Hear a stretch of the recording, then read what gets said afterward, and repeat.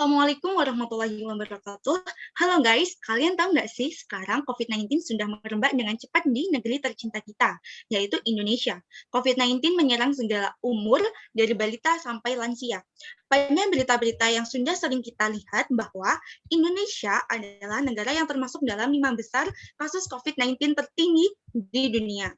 Diambil dari data COVID-19 go.go.id didapatkan jumlah positif corona sebanyak 1.604.348 juta jiwa, sembuh corona sebanyak 1.455.065 juta jiwa, meninggal sebanyak 43.424 jiwa.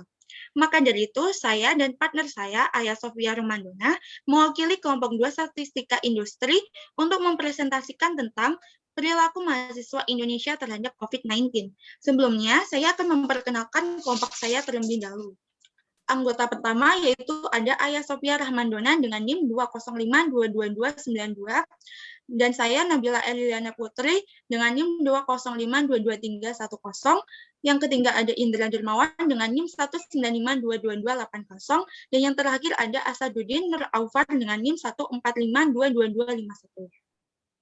Yang pertama terdapat latar belakang, di mana meluasnya jumlah kasus terpapar COVID-19 semakin bertambah dari hari ke hari. Kita harus berhati-hati dalam menghadapi penyebaran virus ini, karena setiap harinya selalu ada penambahan jumlah orang yang terinfeksi COVID-19. Dan kami sudah membuat analisis tentang dampak COVID-19 terhadap orang-orang kasus, khususnya mahasiswa di Indonesia. Metode yang digunakan yaitu kita menggunakan kuesioner yang akan disebarkan kepada mahasiswa di Indonesia sebanyak 40 orang. Data pertama yang kita cari yaitu survei perilaku mahasiswa terhadap COVID-19, di mana indikator yang kita cari yaitu 1. Menggunakan masker, 2. Menggunakan hand sanitizer, 3. Menjaga jarak, 4. Tidak berkumpul di keramaian. Terdapat 5 skala Likert, di mana 1 menandakan sangat tidak patuh, 2 tidak patuh, 3 netral, 4 patuh, 5 sangat patuh. Indikator pertama yang kita cari yaitu menggunakan masker. Data tertinggi terdapat pada skala Likert 5, di mana mahasiswa Indonesia sudah sangat patuh untuk menggunakan masker. Yang kedua yaitu ada menggunakan hand sanitizer, di mana data tertinggi terdapat pada skala Likert 4, bahwa mahasiswa Indonesia sudah patuh untuk menggunakan hand sanitizer.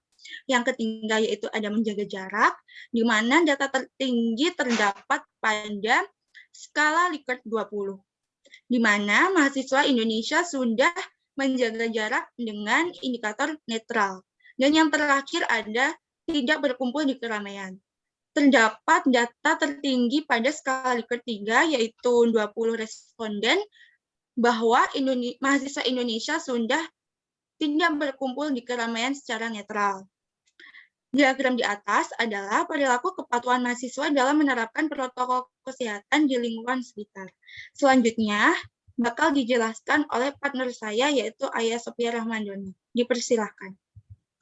Selanjutnya, saya akan menjelaskan diagram penerapan protokol kesehatan yang dilakukan mahasiswa di Indonesia. Pada diagram ini terdapat 5 skala Likert. Skala Likert yang pertama yaitu sangat tidak patuh, yang kedua tidak patuh, yang ketiga netral, yang keempat patuh, dan yang kelima sangat patuh. Pada data ini didapatkan bahwa pada skala Likert yang pertama jumlahnya 1 orang, skala Likert yang kedua sebanyak 1 orang, skala Likert yang ketiga sebanyak 8 orang, skala Likert yang keempat sebanyak 22 orang, dan skala Likert yang kelima sebanyak 17 orang. Selanjutnya, merupakan diagram dari dampak COVID-19 bagi pendapatan atau uang saku bagi mahasiswa di Indonesia. Uang saku mahasiswa di Indonesia pada data kami menggunakan range 500.000 sampai 1 juta, dan juga 1 juta sampai 2 juta. Dalam diagram ini dapat dilihat bahwa pada range 500.000 sampai 1 juta terdapat 24 orang, dan pada range 1 juta sampai 2 juta terdapat 7 orang. Kesimpulannya, dari keseluruhan data di atas dapat disimpulkan bahwa penerapan kepatuhan mahasiswa terhadap protokol kesehatan adalah netral atau di antara patuh dan tidak patuh. Walaupun pemakaian masker tergolong sangat patuh, tapi tidak dengan protokol yang lainnya. Sedangkan untuk pendapatan atau uang saku di masa pandemi tidak terlalu berdampak signifikan terhadap mahasiswa. Referensi yang kami gunakan untuk mengisi data tersebut menggunakan Badan Pusat Statistik pada tahun 2020 dan INA COVID-19 pada tahun 2019. Baiklah, sekian presentasi yang dapat kami sampaikan. Apabila terdapat kesalahan kata, kami mohon maaf. Dan saya akhiri dengan wassalamualaikum warahmatullahi wabarakatuh.